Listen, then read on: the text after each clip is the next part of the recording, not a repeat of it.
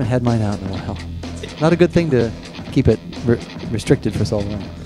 The Assam teapot? Good to let the Assam teapot out every once in a while. Yeah. I wasn't sure. It's nice and clean, too. It's a little dusty on the top. We'll but rinse, I mean, we'll rinse that in a clean, moment. the color. Like mine is brown, like from tea stains. I used it a lot for green teas. Oh, okay. So it didn't get quite as discolored.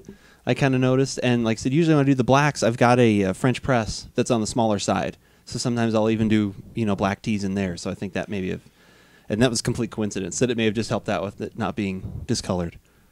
That's true. But I love that teapot. It's once great. you put this in there, it's going to be corrupted. It is. Well, going it's going to take a lot of cleaning. It is, but it's well worth it.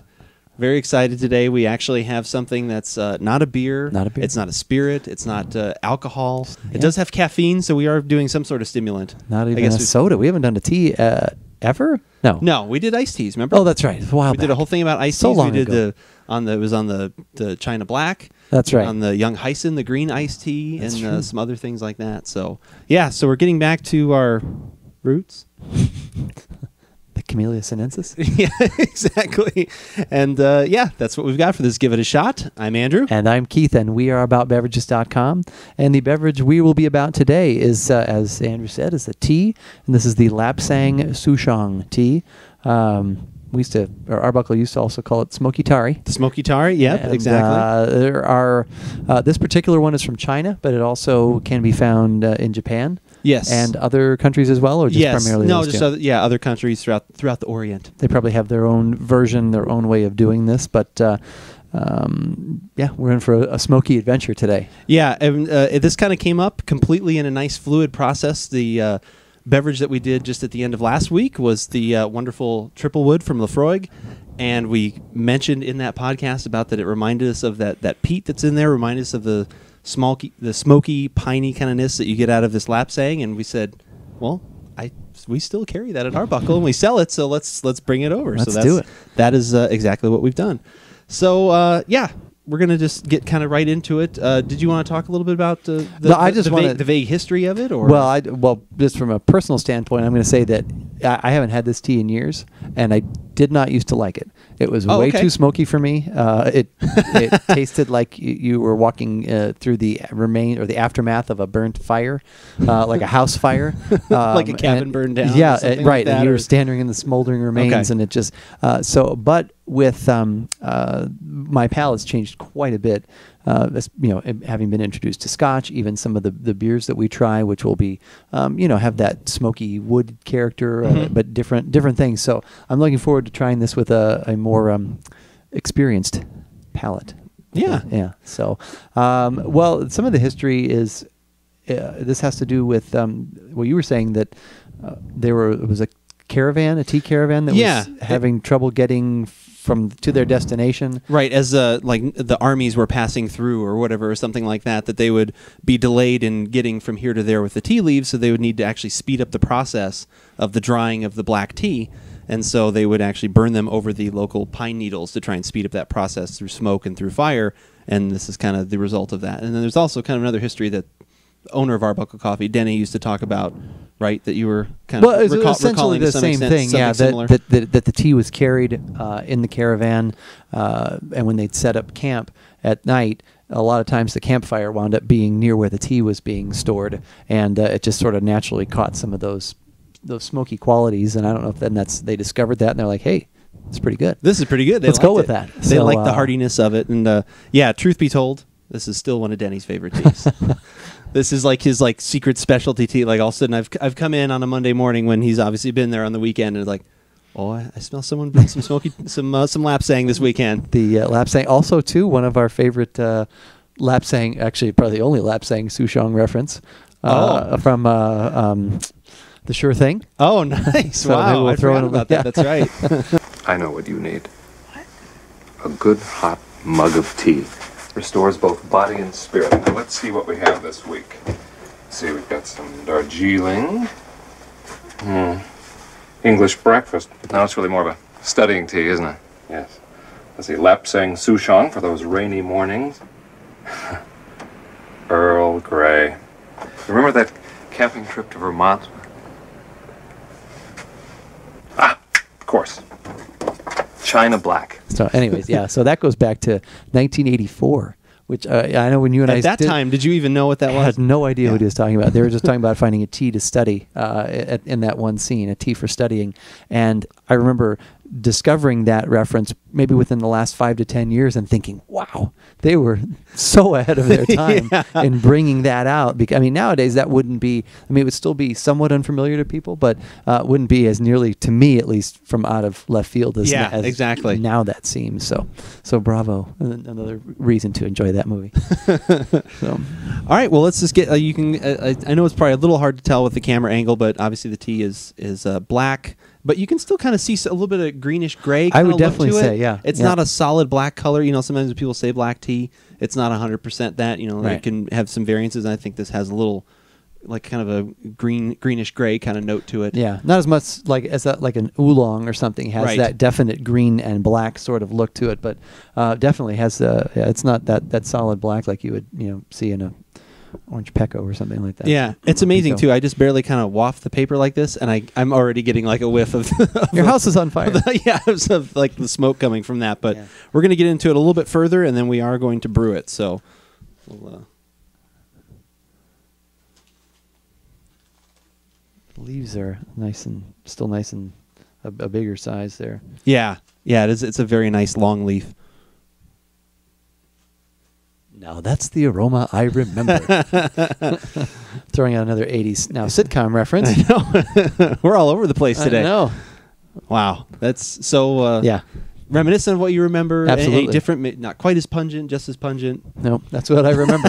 But it isn't as off-putting to me, I guess, as it was. I never really minded the aroma. It was just then, I mean... It's always weird because teas, you kind of, usually in general... at least for me, the first thing I think of when I think of tea is always usually something refreshing. Yeah. Like I said, because I usually drink most of my teas, iced. I do drink some, hot because we've got a lot of really nice things that you can drink hot that we carry. But like I said, most specifically, and so it's always weird because we do drink this one over ice, and that's a unique experience in itself because you're drinking this cold, refreshing thing, but then you're getting this hearty, smoky kind of flavor with it too. But yeah, I always pick up now maybe a little bit more, and it's probably because of all the other things we've had. There almost is in amongst that smokiness. There's like it almost makes me salivate, like the little salty kind of quality coming through. There's like that a little sweet kind of in there along with the smoky. Yeah, because it's not like it's the smokiness too. It never was like like just a log burning on the fire smoke. There's that, and then there's something behind that, which obviously is probably going toward that pine, that pininess. But so there's a little something different in there. There's some other nuance. So, yeah. All right. Well, we're going to take a quick break. We're going to get this steeping, and then we're going to come back and try some tea. So we're back. We are back. We have done the usual rule of thumb for brewing a black tea. We did the 2 grams per 5 ounces of water, and then we did a total of 5 minutes. Well, now it's probably slightly over 5 minutes worth of steep time. Yeah, and the 2 per 5 is just sort of a rule of thumb for when you're cupping and tasting teas. Not necessarily, if you're brewing it, we might use a little bit more. That's kind of a taste preference, I think, right? Yeah. So, so we decided to go with that to standardize things. So Andrew's taking the plunge right now. I am plunging right now. My lovely little Bodum here, pushing out, extracting all that we've got to offer. And we're done. We're done. And we're done. So, all right. You can see it. It gets pretty dark brown, amber kind of color, like a something like that. Like let's compare it to one of our favorite things. It's amber beerish. Amber beerish. Very nice. That's really clear, though. This is a little Dos Equis. The most interesting black tea in the world. We don't often drink Lapsang Souchong. We do right now. So yes, because we couldn't find any clear cups to show you, so we have to show you through that. So. Yeah, unfortunately, but we did find an Arbuckle mug, an old Arbuckle mug, and then I found a Chicago Bears mug. So it's always good. We're kind of hitting all the bases here. Right.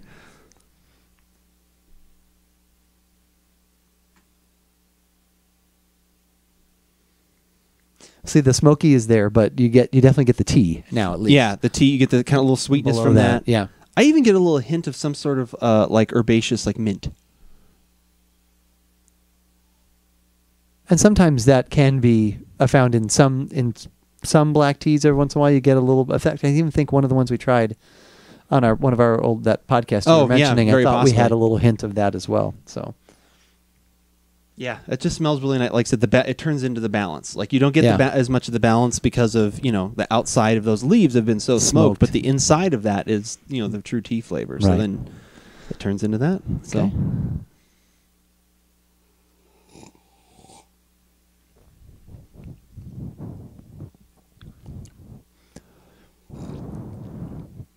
A little spiciness to it. Mm-hmm. Yeah, a little peppery almost. Yeah.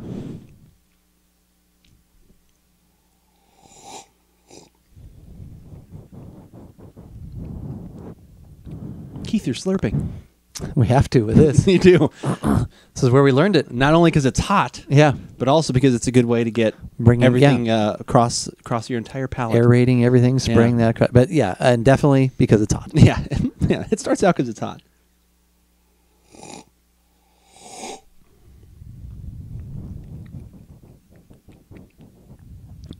It's not as smoky as I remember on the palate. Is this typical of? I mean, I think so. Okay, all right. I think so. I think as it goes through all of these changes, I think it kind of keeps balancing. Yeah. There's definitely still you get more of the smoke almost like after you've finished the sip.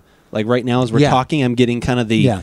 the like whatever the kind of the fumes are kind of coming out. Like I said, you get more of the smokiness then. Yeah. But like so when you're actually taking a drink, it's a really well balanced tea. And like I said, I know a lot of people love adding sugar and even creamer depending on what part of the world you're in, but I mean, I would just drink this straight. I think there's a natural sweetness to it that I like, and I enjoy the smokiness. It's definitely can be an acquired taste, even though we're talking that it's backed off a little bit. But Well, this is because of that smokiness. This would be one that would take milk, I think, very easily. Oh, yeah. You could Oh, do it that definitely would work and well with sweeten it, sure. Or like you were saying, you drink this ice. I think you can make a neat iced drink with this, with some milk or with what else? Lapsang almost- ice cream shake. I said it here first. That would Vanilla that could ice work. cream shake with a little smokiness in there. I don't know. Or just- Talking crazy. Yeah. Just throwing things out there. No, it just takes maybe just a little hint of like a syrup or something, Oh, yeah. flavored syrup in there, and That blend would be that good. up. Or just think if you had this in like a maple syrup on like some waffles or something like that. If you had that smoke, I mean, almost that bacon savory thing, but you actually had it in the syrup. maybe we could make a bacon donut beer. Oh wait, been done. Now I know this has also been used too by several people that I work with, including one of our listeners and followers, Gary. He uses this in some different food dishes as a marinade. Oh, that's a good idea. Yeah, and that's really good too because you can steep a pot of this. Make it obviously strengthen it up a little bit. Right. Almost over steep it and really bring out those flavors. And he's used that on I believe pork and I think some other things too. Rice. A little smoked rice. Sure. Actually, I mean, I know some people use jasmine tea to cook for cooking their rice, but you could actually add a little smoky quality to some rice as well for some, as a base for some dishes. Yeah, I really like this. Like I said, it's definitely not something I want to drink every day, because it is more of a something you got to be a little bit in the mood for. But when that mood is definitely there, I think it's really good. It's got a really unique set of flavors. And I think it's worth trying for anyone, especially if it's a little colder outside. I do enjoy that. Like I said, sometimes you want that little heartier kind of tea, and I think this fits the bill. Or retrying, in my case. Yeah, exactly. Or like I said, mixing it, using it it'll be a great component, like you said, for marinade, for making another type of drink out of it, because it can handle that, although it is quite tasty by itself. There was talk, actually, I'm glad you mentioned drink. There was talk of one of the restaurants that we deal with was talking about making a martini and putting like a drop of this in there. Like a couple drops, like I said. So again, very lightly, deft kind of hand. Yeah. I don't think it ever, for some reason, came to fruition. But it was something when they were, when we were giving them a tour and kind of going through the motions with them. I remember them talking about, because we showed them this and they were very interested. And they did get some at some point, but it was like they were talking about like, taking just a couple drops and having it in there so that, you get the juniper and all the other stuff, and then maybe just a... Okay, so they would use gin and not make a vodka martini. No, they were actually going to make a real martini. Okay. They were not going All to right. make the false stuff with vodka. Okay. They were actually going to make it with gin. So, yeah. You might as well just put all Lapsang. Well, I didn't know if they're just looking, to give it flavor. So it actually has flavor. Oh, that's very true. I was watching, we're on vodka real quick. I was watching Alton Brown, one of his older shows, and he's talking about, it was special on pepper. His thing was on pepper. Oh, okay. And he was making he made a pepper infused vodka. Oh. And at one point he's like, because vodka really has no flavor. And he didn't necessarily, degrade it because of that. He just said, basically, vodka has no flavor. So yeah, he made a pepper vodka, which was kind of smart if you're going to then use it in a Bloody Mary or something like that. Oh, yeah. So, He's done a Bloody Mary episode where he actually made a tomato vodka. is that the one where he also makes the margarita too? The two drinks? Yes. He talks about? I believe so. That's correct. I like that episode. All right. Well, head on over to the website, AboutBeverages.com, and check out the tasting notes for this Lapsang Souchong Tea, as well as where it hits on our recommendation scale. And if anyone is interested in this, not to be a complete shill, but you can find this at arbucklecoffee.com. We do sell this, and yeah. Pretty much whatever we try on here, we let people know how to get it. Yeah, so. that's true. That's true. Yeah, no, don't worry about it. And if you're looking for where to find us as well, you can always find us at the website. You can find us on Facebook and Twitter. What else? Untapped. Where don't we have things? We're everywhere. No, YouTube. We try to be. YouTube, yeah. Thank you, new subscribers. Yeah, did you want to name any of our recent... Okay. No. Too many to mention, but thank you all. And wonderful comments lately, too. We definitely appreciate the good and the bad, critical. We want it all because we internalize it and feel bad about ourselves. No, we always feel good because we don't listen to the other ones. That's right. We're looking to make it better. That's right. But whether we like it or not... You should give it a shot.